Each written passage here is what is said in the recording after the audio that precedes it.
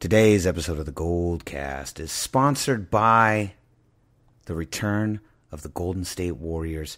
They are back. They are in San Francisco. We are so hyped. This is our preview episode, our first Warriors episode of the year for the new season, even though literally, Candlestick Will, we spent most of the summer talking about all this stuff. So not a very long break, but here it is. You can find us on Instagram. You can find us on youtube.com/thegoldcast, facebook.com/thegoldcast. You can find us on Apple Podcasts, Stitcher, wherever great podcasts are sold for free. And you can find me on at RudySulis3 on Instagram, at RudySulis3RD on Twitter. And Candlestick Will, where can they find you? Go to Twitter and go to at Candlestick Will. Yes. All right, here we go. This episode is going to be pretty much focused on this new Warriors season. A lot of questions surrounding this team. I cannot wait to hear, Candlestick Will, your thoughts on where we land. Tomorrow is our season opener. The Los Angeles Clippers are coming to town, and which should be a really fun, tough, little competitive first game out. But of course, before we get started, the greatest intro in the game. Let's go. San Francisco, are you ready? This is the Goldcast.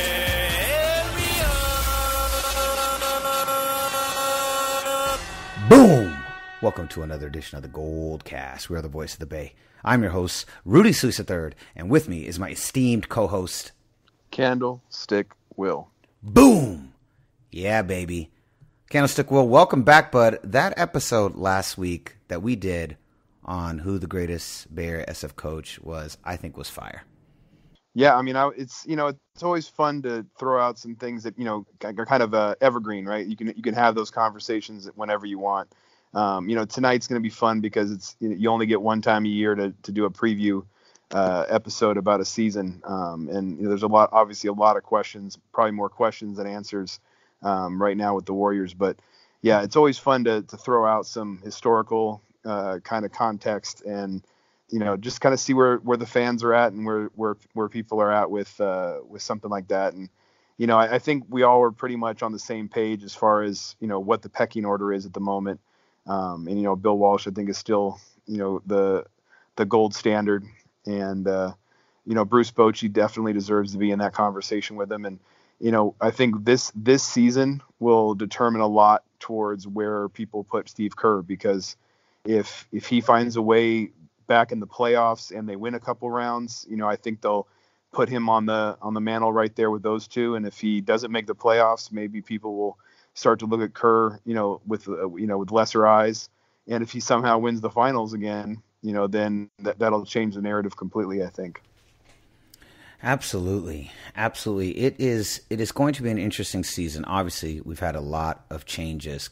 Klay Thompson going down, Sean Livingston retired, Andre Iguodala being traded, and of course, Kevin Durant in a sign and trade with Brooklyn, and we get back in return D'Angelo Russell. So this is a completely different looking lineup. I'm looking at the lineup right here, and we've got our starting lineup is Steph Curry, D'Angelo Russell, Draymond Green, Kevon Looney, and Glenn Robinson III. What do you think about this lineup? It really hurts not to have Klay in here. If Klay was in here, I think it would be a completely different deal. But how do you feel about this lineup going into the season?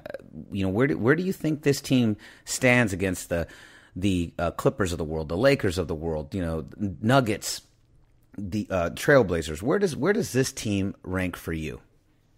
Well, I think it comes from two perspectives. I think when you're looking at it from a positive standpoint or an optimistic standpoint, you can start. It's very top heavy in that you still have the greatest player in the world on the team. So Steph Curry is still there, and whether you are going to give Kawhi Leonard that trophy of best player in the world right now, or someone like Giannis, they very well might be the best player in the world, but Steph Curry belongs in that conversation.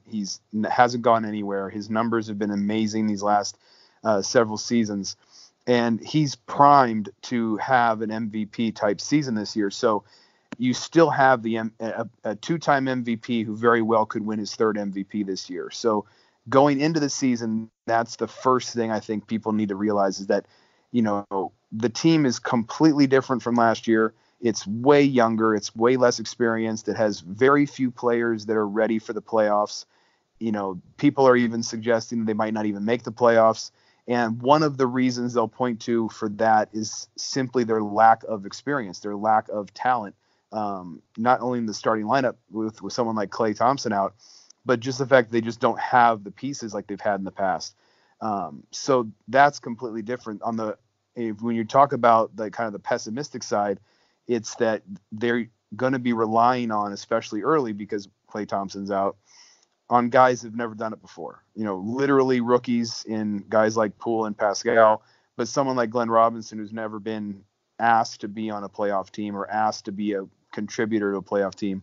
And at least for now, he'll be starting. So, that can make it very easy for someone to be pessimistic about the Warriors. But I think the very first thing you have to start with this season is what kind of a season is Steph Curry going to have? And will he play differently now that he doesn't have other players around him that are just as talented like Klay Thompson and Kevin Durant, where he can let them shine at times. He can kind of just sit back and relax at times, and he can let other guys shine the way he would try to get easy buckets for Zaza or David West or kind of defer at times. And he will have to be more of a James Harden type, more of a Russell Westbrook type, where he's kind of the main guy in the one-man show. People remember the game in Madison Square Garden where he dropped over 50 points and the Warriors lost that game. So I think Curry realized early on that, you can throw 50 up, at night and lose games. Kyrie Irving did that tonight. So, I think ultimately it's about wins. And so Curry knows he's going to need his teammates to shine. So the one advantage they're going to have this year is that they're going to have to force themselves to play these guys minutes they wouldn't normally play. Half this roster are guys that wouldn't see minutes, last year if they were on the team. So that experience will help them if they're able to win enough to where they play in towards the end of the season. And then if and when Klay comes back, then maybe they can make a run.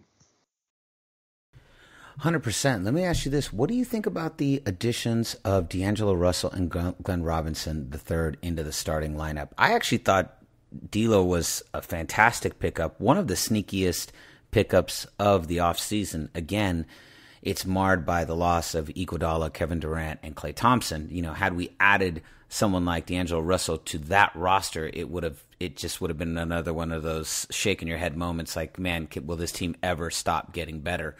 But unfortunately, we have lost those guys, and now he's thrust into the role of basically second in command to this team. He had a pretty good year last year with Brooklyn, and now here he is, second in command to Steph Curry.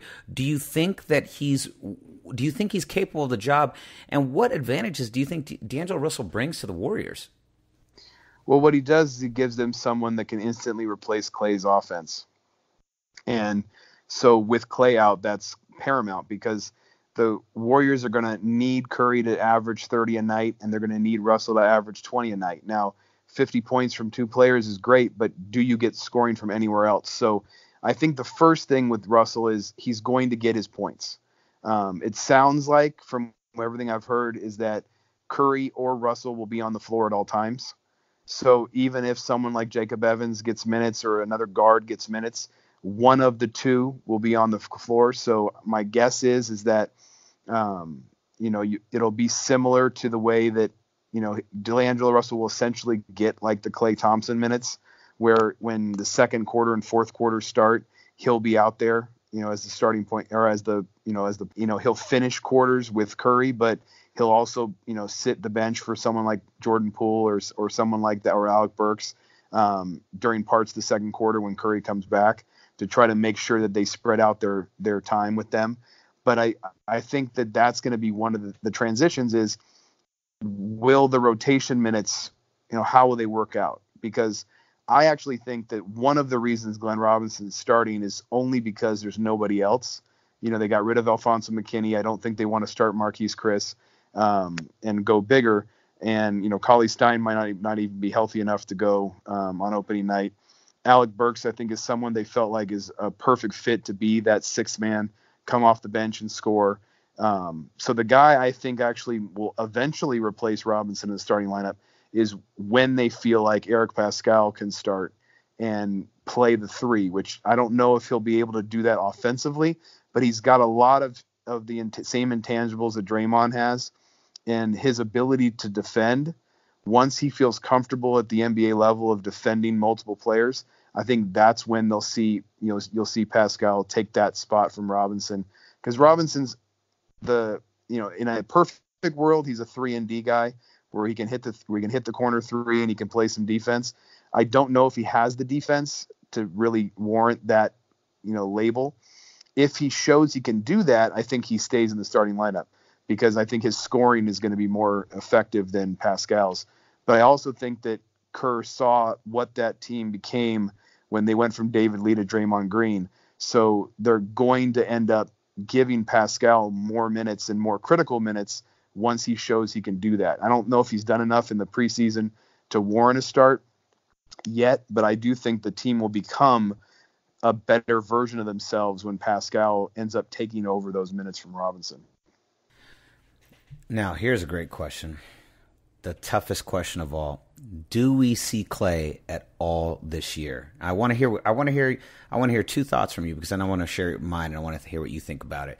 Do we see Klay back this season? And if we do, what does that mean for our postseason run? And if we don't, what does that mean for our postseason run? I think it actually all will be dictated by where they are when they get to the All-Star break. Because if they're clearly going to make the playoffs, the one thing I would think is that, because health is the biggest thing for any team, right? The Clippers looked loaded last night, but if Kawhi and Paul George, were to go down and be out the year, they're a completely different team, right? So you lose one of your two best players, you lose two of your top two players. We saw what happened when the Warriors, when they lost Klay and Durant in the playoffs. So health is kind of the assumed part of these what if questions. But if Curry's healthy, then they're going to be able to make the playoffs no matter what these other guys do, because Steph Curry is going to be able to do the same things that Harden did when he didn't have much talent in Houston, what Russell Westbrook did when he didn't have much talent in Oklahoma City. And Curry has Russell and Curry has Draymond. So he's got guys who can play. And so he's going to get them to 45, 50 wins kind of by himself if nobody comes with him. If people do, they'll have a chance to really compete against some of the better teams. But there's enough bad teams in the East, and there are enough middle of the road teams in the West. As loaded as the West seems to be, there's only maybe 3 or 4 teams, I think, that are as top heavy but deeper than the Warriors. Whether it's the Clippers, the Nuggets, the Rockets, the Lakers, if they can start to put things together. But Damian Lillard and CJ McCollum have never been better than Steph, and so Steph and D'Angelo Russell are just a better duo than those two. So I don't see someone like Portland being better than the Warriors this year, even though the Portland Trailblazers have been together longer and have more chemistry and all those kind of things. So all that being said, if the Warriors are in it at the All-Star break, then I think Klay Thompson comes back at some point during the regular season. I know Steve Kerr said that, it'd only be 9 months, from the surgery. And so it's unlikely that he would get a chance to play in the regular season. But I also think that there was initially there was talk about him coming back in February or March. Now, I don't see that happening regardless. But if they show that they're going to be a 4 or 5 seed, or somewhere in the playoff hunt, then I do think that Klay Thompson will be able to get back in time. If it's, if they're like a 9th or 10th seed and just the season's just falling apart, then I don't think Klay Thompson does come back, because it's not worth pushing that injury if you're not going to be playing in May and June anyway. But I think if the playoffs are coming and, mid-April is when the season ends, then he'll be back on the floor by April 1st. Now, whether it's February or March, I kind of doubt that because of how short it will be from the time of the injury. But he's already taking shots with the team and doing shoot around and those kind of things. So I don't see a brace on his knee. I mean, clearly he's feeling comfortable right now, and so the rehab is clearly going well. It's obviously not going so well that he'd be able to play in a few months, but I think it's going to be dictated by the results on the floor, because I think if they're showing that they're going to make the playoffs again, then I can't imagine that Klay Thompson doesn't get himself ready to compete in the playoffs. I don't even think he could hold him back. I think he would. I think he's too competitive, and and I think he'll be healthy enough where it's not going to harm him, because I don't think he would let himself go out there when he's not ready, because he's going to be smart enough at that point to know that it's not worth it damaging his career of getting a second torn ACL because he comes back too early. So I do think they'll definitely be careful, but if he's able to play by April, then he's going to play if in fact the team shows signs that they're going to be able to make the playoffs. So we agree. I think, and here's what I think. I think if he does make the playoffs, I think let's just go best case scenario. So best case scenario, we're in the hunt at the All-Star break. They decide Klay's going to come back. He comes back. He gets into the starting lineup. Let's say he gets in somewhere around, early to mid-March, gets, 3 or 4 weeks underneath him, then goes into the playoffs. Depending on how well they can gel, Klay's a monster. He's an excellent two-way player. His defense is fantastic. It'll sorely be missed during the regular season. I think you're seeing a team that is probably maybe capable of getting to the second round. I don't know if they're capable of getting much further than that. If they don't, now here's the thing: if they don't, if he doesn't come back and they go into the playoffs, I think maybe first round at the deepest. But even as you mentioned, most likely if he's not coming back, we're probably not even in the playoff hunt, which is why he's not coming back. Having said that, though, if you want to look long term, this is what I think happens no matter what at the end of this year. And I think this is what Warrior fans need to look forward to, is that I think no matter what, regardless of what happens with this year, I think the Warriors are looking already.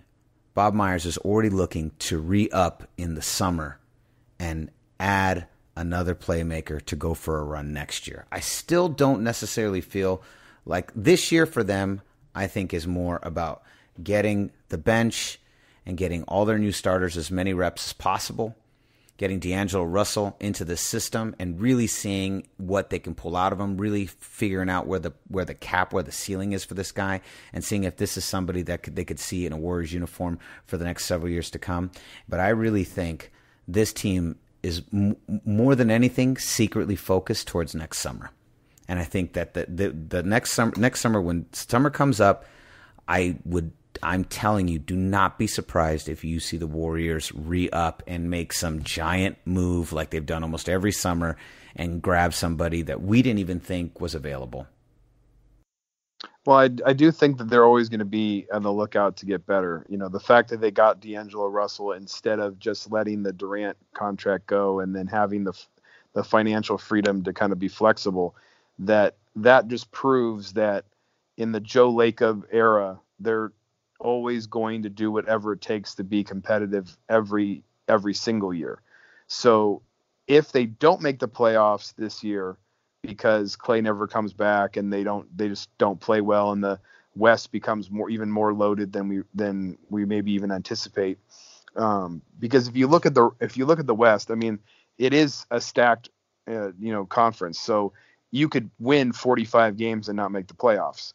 And so when you can have a winning record in the NBA and not make the playoffs, that's a pretty incredible thing.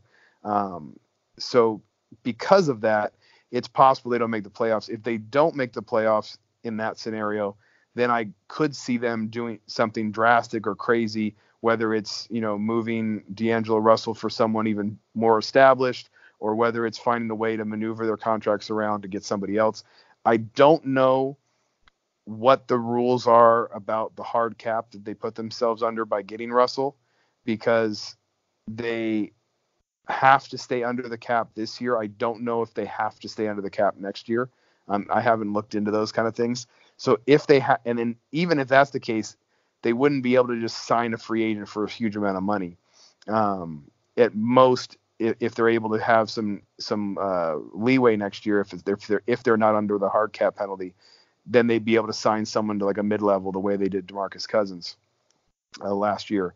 So maybe they go after someone who is willing to take that kind of a contract next year and bring somebody in that's, whether it's because there was reports, Mark Stein reported that Andre Iguodala is a the words he used was virtual lock to return to the Warriors next season.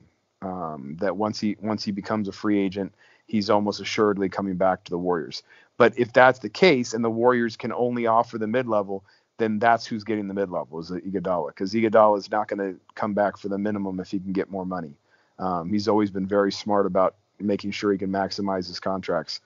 And that's why he's still on the Grizzlies at the moment, because he's not willing to take a buyout to take less money to leave. So he's waiting for them to give him all his money before he decides to go somewhere else.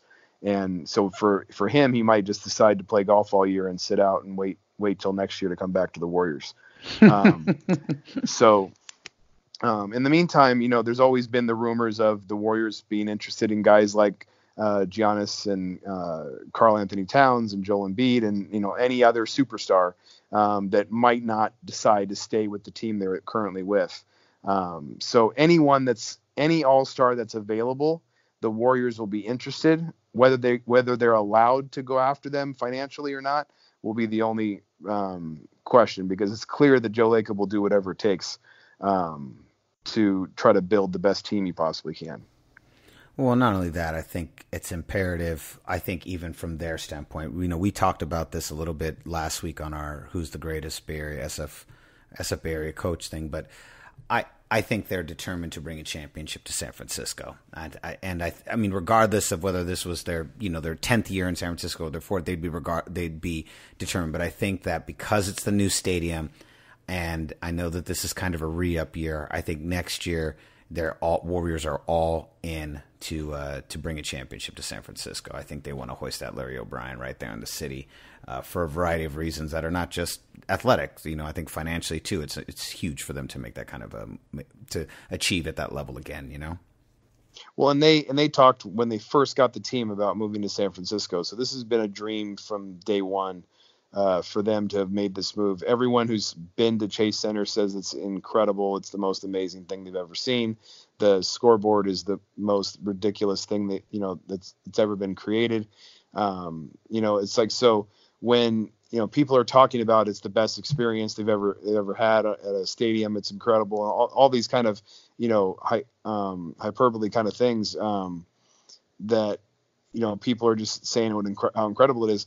Joe Lacob, I don't think, is anywhere near as interested in that as he is about being able to put up another banner. And to your point, being able to put up a banner in San Francisco was his initial dream. And when he came out that very first time with the crowd in Oracle and said, take a look at that banner, it's very lonely, I want another one. And everyone said, how could he possibly say that out loud, when this team's been so bad for so long? And 3 championships later, it's like he's crazy enough to step on the floor the first night at Chase Center and say, those banners, still look lonely, I want another one. And I want one that says San Francisco. And, so I think that's his ultimate motivation. I think someone like Peter Guber is, his motivation is to build the most incredible park there is. That's what he's done at every level and all the minor league teams he owns and all the different places he's been a part of. It's like that combo, they understand that it's about, the game day experience, but ultimately about building a team that can win forever. And that's what they're trying to do. And as long as you have Steph Curry, you still have a chance to do that. I think so too. And I don't think this team is done. I don't think they're done by a long shot. I would be shocked if we didn't win at least 1 or 2 more championships sometime in the next 5 years. I really, truly believe that. I don't think that's hyperbole. I don't think that's me just being a Warriors homer. I truly believe that with the infrastructure that they have, the players, the coaches, and ownership, that they are determined and will find a way to get back to another championship and hoist at least another 1 or 2 Larry O'Briens. Do you agree? I think it's absolutely possible. I think one of the things that's unique about basketball is how quickly you can turn a team around by simply adding, just one player. I mean, look at what Toronto did last year with Kawhi Leonard. Look what the Clippers are looking at now with Leonard and George. As long as you have Steph Curry, you have a chance, because at the end of the day, the NBA is still always going to be a team. Is always going to have teams in the playoffs that are top heavy, and the proof of that is essentially how shocked everybody was that the Clippers even made the playoffs last year, because they didn't have anyone that would be labeled a superstar. And Lou Williams was their most talented player by far, and he was essentially the 6th man of the year. So the best player on the Clippers didn't even start for them. And their second best player last year was Montrezl Harrell, who was also a 6th man. So, when your 2 best players come off the bench, you're not supposed to win 48 games. And so, to me, that's what makes the Clippers so dangerous this season, is because they're essentially bringing back the same 48-win team, but they've added 2, all NBA players, and including Kawhi, who's, arguably the best player in the league right now going. Well, and I think that's a great segue into tomorrow's matchup. It by no means is going to start easy for the Warriors. The Clippers are coming into town hot after last night's game. Last night's game was crazy. I'm here in Los Angeles. The bars are filled across the entire city. You are hearing screams. It's like it's a championship game. You are hearing screams from all around town. I was watching the game. I was watching the game at a bar here. I had attended a SAG-AFTRA event earlier in the evening, and then was watching the Lakers-Clippers game, and I'm telling you, the atmosphere was insanity. You had people just going nuts left and right. Obviously very confident about this Lakers team, which we can unpack in a little bit, but I really want to focus on the Clippers. It does look like, even without Paul George, this might be the best team in the association right now. The Kawhi looks like he picked up right where he left off. The level of depth on this team, the defense of the Clippers is just very, very impressive, what they've built over there. And it feels like a little Warriors diet, like Warriors light. Like they took this blueprint from us. Jerry West went over there and helped construct this, and obviously not as awe-inducing in terms of the long ball, but a strong team with a lot of depth, a lot of defense, and good shooting. Reminds me of similar to the 2015 Warriors. What are your thoughts on those Clippers who are coming into town tomorrow? Well, that's, we were just talking about Joe Lacob. The worst thing he ever did was let Jerry West leave the building. 100%. And this was the second he signed up with the Clippers, we knew this was going to happen. And Jerry West proved it from day one when he went in there and said the very first thing you got to do is get rid of Blake Griffin. And they said, wait a minute, we just signed him to a huge contract. Why would we do that? And he's like, because Blake Griffin's not going to help you win championships. And Blake Griffin was sent to Detroit. And from that moment on, it was Jerry West's vision for what this team would be. Doc Rivers stepped aside and said, I'm just going to coach. You guys can put the team together. And everything Jerry West has touched has been gold. I mean, even getting a guy like Landry Shamet, who, half the NBA fandom never even heard of, and he becomes this productive player who can come off the bench and play some D and hit some open shots. And, in a way of, just kind of fleecing the 76ers who wanted Tobias Harris badly. And Jerry West knew that he didn't need Tobias Harris to build a championship team, because Tobias Harris doesn't play much defense. And yeah, he's a good shooter, but he's not a guy you build around. And so the teams that he's put together is a team that Doc Rivers can win with. And he knew that getting rid of those contracts, getting rid of Harris and getting rid of Griffin, and then making a trade for or trading Gallinari would allow him to go out and get, 2 superstars and he's done that. So yeah, Jerry West is the greatest basketball mind in history, and probably the greatest sports mind in sports history when it comes to not only his gifts as a athlete himself, but then what he's been able to do building championships. But as far as the Clippers are concerned on the floor, I think the reason they look so dominant is because they're essentially the same team as last year, but they've added, a superstar in Kawhi Leonard. So, you take a 48-win team and you give them a superstar, it's going to make it an incredible team with chemistry. I think one of the things we saw with the Lakers last night is that they basically have 90% brand new players, and even the players that are returning are in new roles. So that's not easy to just suddenly become good in one game and suddenly have chemistry in one game. And yes, Anthony Davis can look good at times and LeBron James can look great at times, but they're not going to mesh and know exactly what to do and how to do it and how to run the offense and how to run the defense when they've only played together for a couple of weeks. Whereas Doc Rivers has built this team and they've played together for years now, and they know exactly what to do. And you can see it at the end of the game when Lou Williams and Patrick Beverley and Montrezl Harrell were just doing whatever they wanted. And it wasn't even Kawhi Leonard that had to do anything, in those last minutes. And guys like LeBron and Anthony Davis were trying to get the ball to other players, and those other players didn't know what to do. And it just comes with the first game of the season, kind of how that looks. I think the Lakers will be fine. Anytime you have two of the greatest players in the world, you have a chance to be great. You look at a team like the Houston Rockets last year, they started out slow, and then James Harden just decided to start, doing everything, and they ended up making the playoffs no problem. So, that can happen in the NBA. The Clippers might be the best team in the NBA, especially when they get Paul George back, but they're going to be the best team in the world right now because they have the most chemistry. The Warriors are going to have a tough time trying to beat them because the Warriors are very similar to the Lakers in that, yeah, you have Curry and you have D'Angelo Russell, who are two great players, but everyone else for the most part is new outside of Draymond.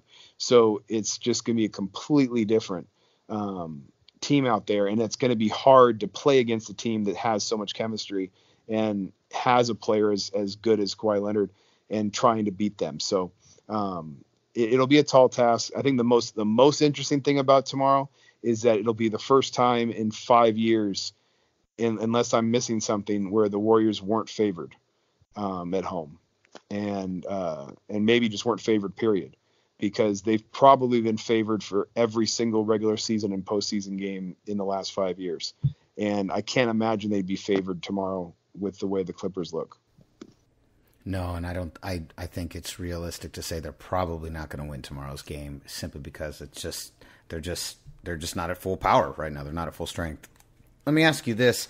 What do you think, where do you put the Warriors at the end of the year? How many games, what's their final record? Where do you think they stand in the West? I think I think because of Steph alone, but the team they have and the chemistry they can build with the players they do have, I can see this being a 50-win team. Like I think what we've seen with Greg Popovich and Tim Duncan over the many years, and then when that team changed and turned over and had different players, that when you have a system that works, when you have a foundation that works, that you're going to win 40 plus games in the NBA because there's too many teams in the NBA that just don't know how to win. And even teams that make the playoffs don't necessarily know how to win. The Orlando Magic weren't a great team last year. The Detroit Pistons weren't a great team last year. So, it's like you can make Miami Heat wasn't a great team necessarily last year. They had good coaching, in those three cities, but the teams itself, the players themselves weren't, that great. And yet they found ways to win in the NBA because you're playing the Suns, you're playing the Grizzlies. There are a lot of bad teams in the association, and so you're going to pack up some wins there. And I do think the Warriors have too much experience winning, and their best players have won too much to not let that carry into this year. So I think they can win 50 games. I think what's crazy about the West is that I think that the Rockets can win, 50 or more. I think that the Nuggets can win 50 or more. I think the Clippers can win 50 or more. The Lakers can win 50 or more. Portland can win 50 or more. And so, that's just, that's 5 teams right there. So the Warriors could win close to 50 games and be a 6th seed easily. Because those 5 teams could happen to all win more games. I haven't even mentioned Utah. I haven't mentioned San Antonio, won a lot of games last year even though they had a lot of injuries, and those guys are healthy now. So, it's going to be one of those things where if the Warriors slip or the Warriors have a tough, few weeks, then they're going to be struggling to make the playoffs, because on top of every team I just mentioned, you've got the Minnesota Timberwolves, who just beat the Nets in overtime because Karl Anthony Towns hit 7 threes. So if he's going to start making 7 out of 11 threes every night, then that's a whole different team. You've got a team like Dallas who has, Luka Doncic and Porzingis. If they both stay healthy, then that could be a dangerous team at times. And then you've got the Sacramento Kings, who might be the youngest, most exciting team in all of basketball. All those teams are going to be dangerous, and all could be potentially, 41 plus win teams. So even though the Warriors have the talent to win 50, they're going to have to face all of those teams multiple times. And, in 6 to 8 weeks, when Zion Williamson comes back, if he ends up being the next great rookie next to LeBron, to have an amazing rookie year, then, once he comes back, he'll be that much more tough to face. I think the Warriors played the Pelicans a couple times early, so they might miss Zion a couple times. So that'll be nice to avoid that as far as you're trying to find wins. But then they'll be good once he comes back. So, the West is completely loaded, and so that's gonna make it tougher to win games, because they'll have to bring it a little bit more in the regular season than they're used to. Yeah, definitely. I'm kind of leaning in the same boat you are. I'm thinking somewhere between a 6 and an 8 seed. I don't think they miss the playoffs. I think the team is too good. I think like you said, the infrastructure, the coaching, Steph Curry, D'Angelo Russell, I think that alone is enough to keep us there. Of course, how can we forget Draymond Green? I think that's more than enough to get us into the post. Now, does that transfer into a deep run? I'm pretty doubtful this year. I really think I would be happy with even a second round appearance would be great. But even without that, I'm more than happy over the last 5 years. I am kind of looking towards next year as far as a championship run. But we are diehard fans, so we watch these teams through thick and thin, regardless, up, down, left, or right. We continue to watch them. So I will definitely be watching the team no matter what, and supporting the Warriors with their first year here in San Francisco. I want to touch a couple things before we leave. What did you think about Michael Jordan's comments about Steph Curry? Now, for those of you who aren't familiar with this, maybe you've been paying too much attention to football, but Jordan said that Steph Curry is not a Hall of Famer, that he's a very good player, but hasn't earned being a Hall of Famer yet. And he said this was, I'm paraphrasing, but partly due to the fact that he hasn't really been able to carry the load of the team fully by himself in the way Jordan had in the past, or LeBron's done in the past, Kobe arguably has done in the past. And so he was saying that he hasn't quite shown a couple of pieces of criteria that Jordan believes he feels necessary for him to be considered in the Hall of Fame. I guess 5 championship appearances, 3 rings, 2 back-to-back MVPs, the first unanimous of all time, the greatest 3-point shooter of all time. I guess that's not enough for Michael Jordan. But is it enough for you, Candlestick Will? What did you think about those comments? I think that the general manager who thought Kwame Brown and Adam Morrison were franchise players needs to realize that he's not very good at player analysis. Touche. Yeah, I really thought it was pretty asinine And it was definitely one of those moments where I almost didn't even want to comment on it, but I just have to say something on here because we have this platform and a lot of people listen to us, and I want to defend our players because I feel like more often than not in this decade, San Francisco is constantly defending itself against everybody. Like, we're not, the Giants aren't a dynasty, but the Warriors count as a dynasty, but they're only a mini dynasty, and they had Kevin Durant, so that's not fair. I mean, as if teams haven't been stacking the deck in basketball since the beginning of basketball, and as if this is the first team to ever go on a run. It's just ridiculous. Or that the Giants aren't a dynasty because, as you mentioned, I think before we started recording, going to they kind of talk about the Giants winning 3 World Series as if it was an accident, as if you can just accidentally win 3 World Series. You just get lucky 3 years out of 5. It just seems like we're always having to defend our teams, and it really annoys the hell out of me. And the Steph Curry thing, about not being able to, he hasn't carried the load the way some other players had. I don't understand what this criteria means. So is he trying to tell me that every single Hall of Famer that's ever played the game, that's all they've ever done? Is that like the one unifying aspect? Is that every single Hall of Famer that's in the hall right now for the NBA is able to carry their teams and has been able to carry the load by themselves the way Jordan did? Because last time I checked, that's literally not a qualifying factor. I'm not saying it isn't a contributing factor, but it's not a qualifying factor. And if that were the case, then we would have, I would say 80% of the NBA would not be in the hall. Yeah, I mean, I think, first of all, I think Michael Jordan doesn't know what he's talking about as much as we probably agree. I mean, I certainly feel like Michael Jordan's the greatest player to ever play. 100%. I also think that doesn't give him there's no reason to suggest that makes him a good talent evaluator.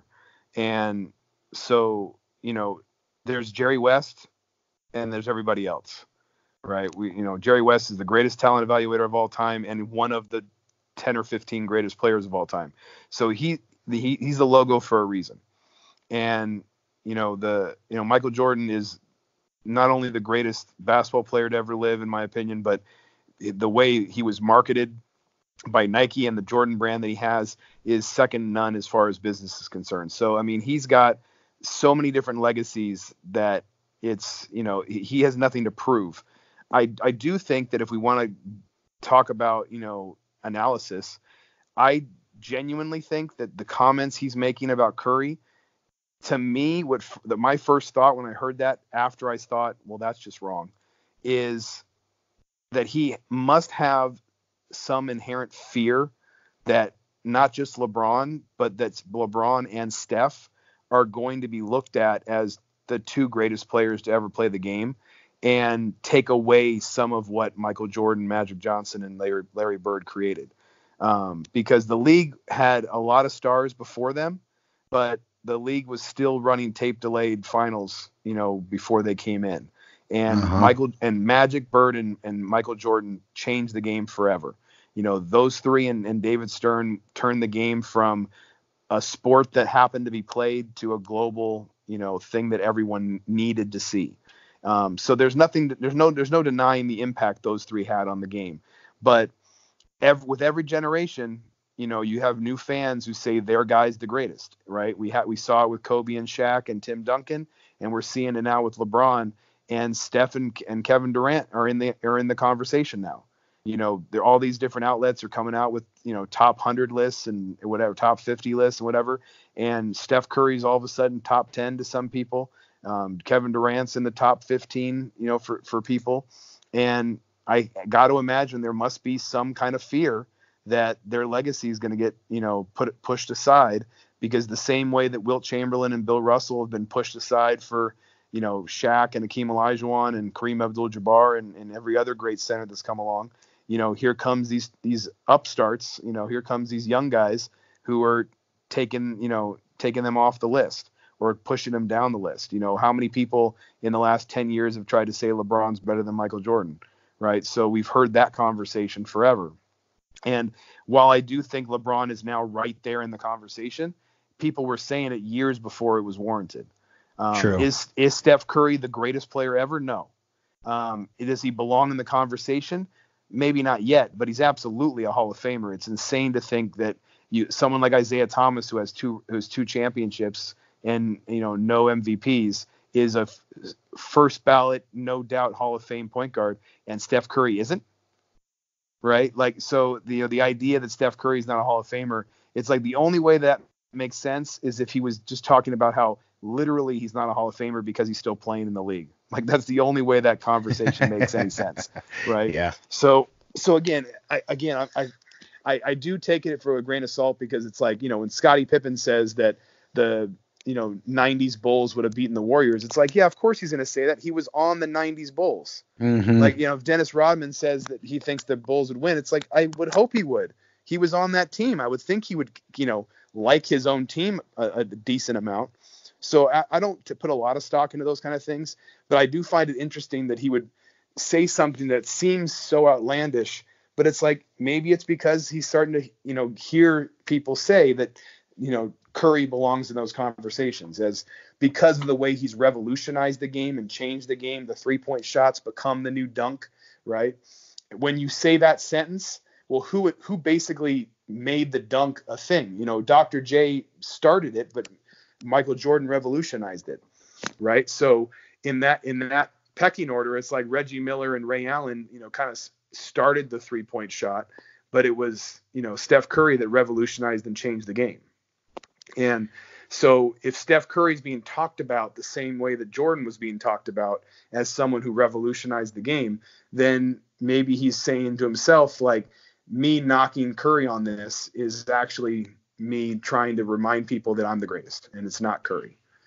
Which, yeah, he's trying to protect his legacy. I agree with him on that. I do think Jordan's better than Curry. I don't think anyone's saying that Curry's better, but I also think that it's interesting that he would be so like dismissive of the idea that Curry's not a Hall of Famer yet. Because it wasn't like he was acting like Curry was bad, right? He was saying Curry was a great player. He just didn't feel he was a Hall of Famer yet. And it's like, well, what do you mean yet? Because literally, or yet because you actually think he needs to prove more before he's a Hall of Famer? Because I don't know how many Hall of Famers in the current structure have 2 MVPs and 3 championships. Well, and first unanimous, greatest 3-point shooter of all time, revolutionized the game. I mean, the list goes on, and he's not even done yet. Right. Well, and again, we're so quick in sports, and even the podcast we did with Steve Kerr. My question started with something where the guy's been a coach for 5 years. So the idea that someone who's only been doing it for 5 years, no matter how much success he's had, would be in the same conversation as guys like Walsh and Bochy, who are 2 of the greatest ever in their sport, does seem like, wait a minute, slow down. And, my initial question was, if Kerr won a 4th one, do you put him in the conversation with those 2 guys, or even ahead, because of how much he's done in such little time? But it's also a reminder it's such little time. It's only been 5 years. Curry's been playing for 10 years. Jordan didn't play that much longer than that, than 10 years. He actually had a shorter career. But, it's like Curry hasn't done what Jordan's done. What I do find interesting, though, is that Curry's won 3 championships. And when Jordan won 3 championships, they were about the same age.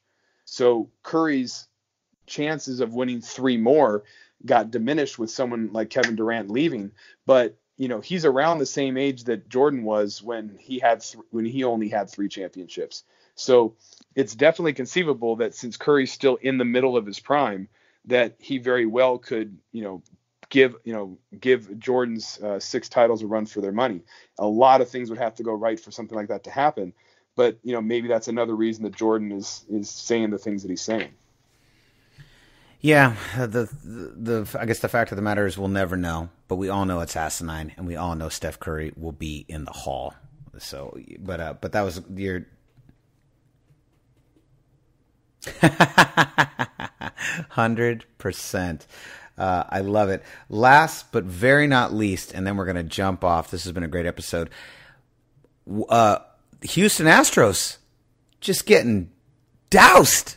12 runs by the Nats tonight. 12 runs. We're recording this podcast Wednesday, October 23rd. It's 9:30 p.m. And the Astros were destroyed. Verlander destroyed. I can't believe this team is up 2-0. Garrett Cole and Justin Verlander getting shelled is exactly what we all thought was going to happen. Like, like, I mean, really, like, I mean, not only were they like statistically the two best pitchers in baseball this year, but Garrett Cole was putting up historic numbers this entire season. And going into the post, he was going into the series, he was unstoppable. Well, and I had sent out a tweet after his last start where I compared his numbers to Bumgarner's because they were actually comparable. That Bumgarner's, I put Bumgarner's entire 2014 postseason, and then I put Garrett Cole's entire 2019 postseason. And there were some spots where not only was Garrett Cole, right there with him, but there were some stats where he was way better than him. At that point, he hadn't thrown as many innings yet, but his numbers were incredible. And those numbers don't look as good as they did now after the 5 runs he gave up. But, it just goes to show how incredible Bumgarner really was and how crazy difficult it is to continue to do it night in and night out in the postseason. Oh, yeah. Again, Bumgarner doesn't get nearly enough respect for what he did, especially in 2014, as we mentioned before, my personal favorite World Series. This has been a historic run by the Nats. They defeated the Dodgers, so now I want them to win the whole thing. And as much as I'd like to see Houston win it, I would way prefer a National League team to close it out, especially the one that beat the Dodgers. And as you said before we started recording, this once again, if the Astros goes down, it proves how difficult it is to win more than one World Series, let alone 3 and 5.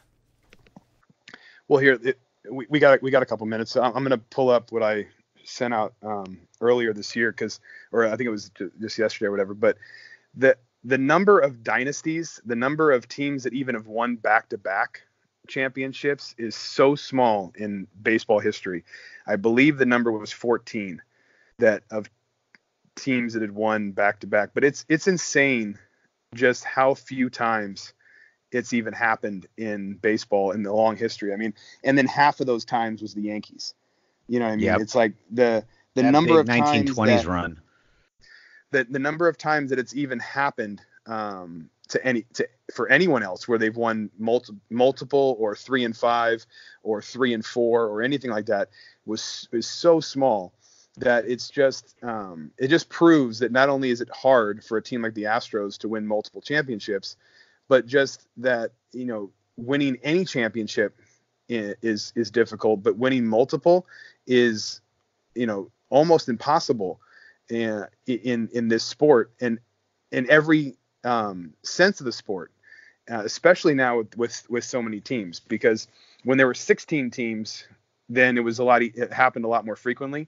Once it was 30 teams, it's almost never happened again. So it's just unbelievable. And the one thing I was enjoying about it the most when I was looking up all the numbers is that the Dodgers were not included in there anywhere because they've never won back-to-back.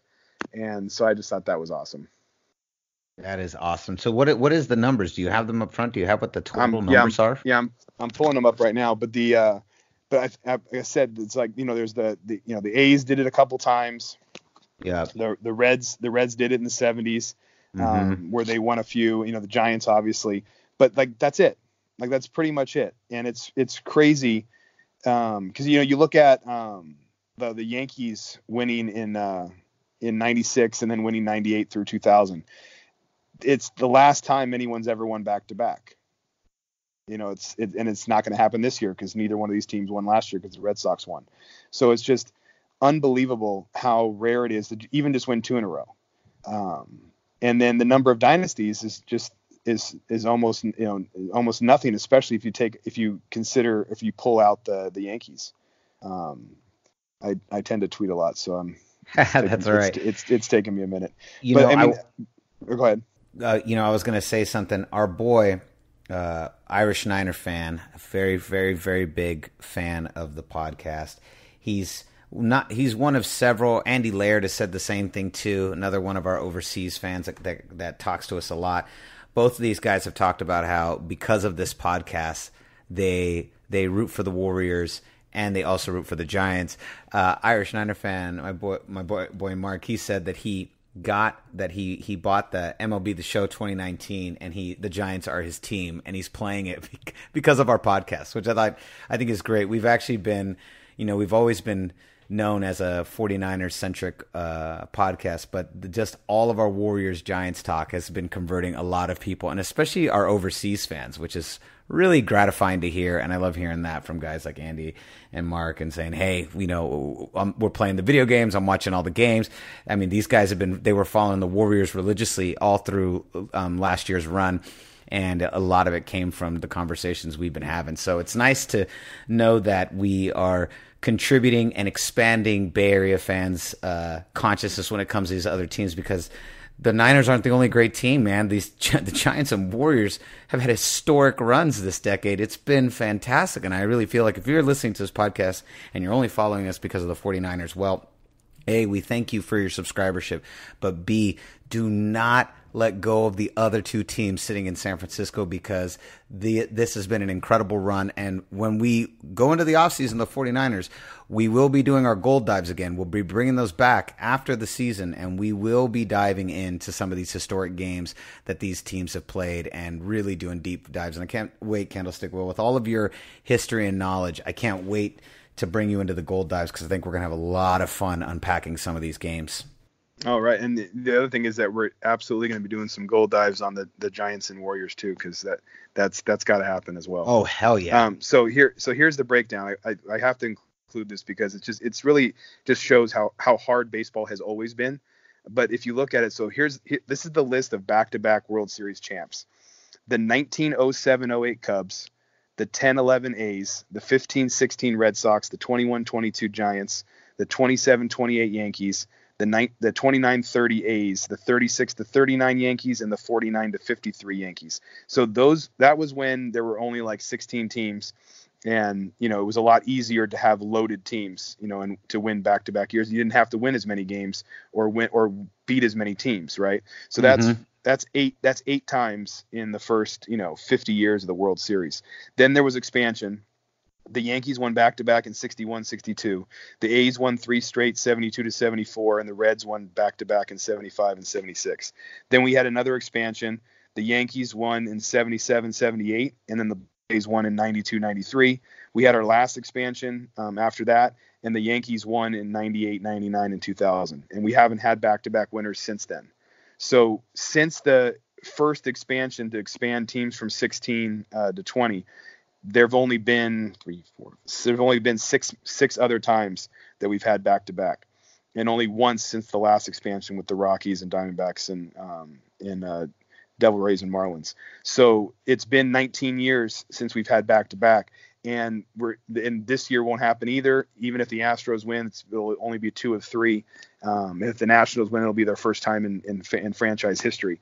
So it'll be at least 20 years before the next back-to-back, and that would be assuming that the Astros or Nationals win next year. But if you look at the number of times that somebody has had a dynasty, it's let me see. Here we go. So here's the MLB dynasties basically. The 1910 to 1913 A's won 3 times. The 1915 to 1918 Red Sox won 3 times. The 36 to 43 Yankees won 6 times. The 42 to 46 Cardinals won 3 times. The 47 to 62 Yankees won 10 times. The 72 through 74 A's won 3 straight. 96 to 2000 Yankees won 4 times, and then the Giants won 3 from 2010 to 2014. So only 8 times has a team won 3 World Series in a 5-year span. And I wrote all those teams down. You've got the Yanks 3 times, the A's twice, Cards once, Red Sox once, Giants. So you only have 1, 2, 3, 4, 5 teams. 5 teams that have succeeded at a dynasty. 5 teams. Right. How we're not a dynasty is a ridiculous argument. Well, no, we're absolutely a dynasty because it never ever happens. Yeah, it never happens. That's it. And the Yankees won 20 times in 40 years. There was a stretch of 40 years where they won 20 of the championships. That'll never happen again with them. And so that'll never happen again. I had a crazy conversation on Twitter back and forth with someone who was insisting that the Patriots had had the greatest, run ever in these last 19 years. And it's like, yeah, the Patriots are amazing. But they've won 6 times in 19 years, which is pretty much the same as what the Spurs have done in the last 20 years, which they've won 5. So it's not that much different. And it is better because football is harder than basketball to win championships, but it's not that much different. But to win 20 in 40 years, I don't care what the other reasons are, even if there was only like 7 teams. But it's like that's to win every 20 other year for 2 straight decades. For four. Right? Oh, it's yeah, 20 and 40 and 4. I mean, it was 4. Right. It was 3. It was basically 3 Tom Bradys. It was Ruth, then DiMaggio, then Mantle. So they went through 3 Bradys, right? The Niners' amazing run was 2 Bradys, right? It was Montana and Young. Yeah, I was going to say, if you compare it, and we've done this before on the Goldcast, if you compare the Patriots' run to 5 versus the 49ers' run to 5, it's not even a comparison. Not even close. Like, he might be able to argue because they got 6 and that puts them with the Pittsburgh Steelers, but you cannot argue that their run to 5 was even remotely as dominant as the 49ers. We did it with 2 different coaches, 2 different quarterbacks, and in way less time, and we never lost the Super Bowl on the way to do it. Yeah, I mean, the only thing that they have 2 things on the Niners. They have 1 more championship and they have more Super Bowl appearances, right? Those are the 2 things they have. They don't have time because it took them longer. And the Niners were just as successful for 20 years. So it's not like, even though they only won 5, the run of success went beyond 95. So the number from it was 81 to like 98 or something like that the Niners were great. So that era is just as strong.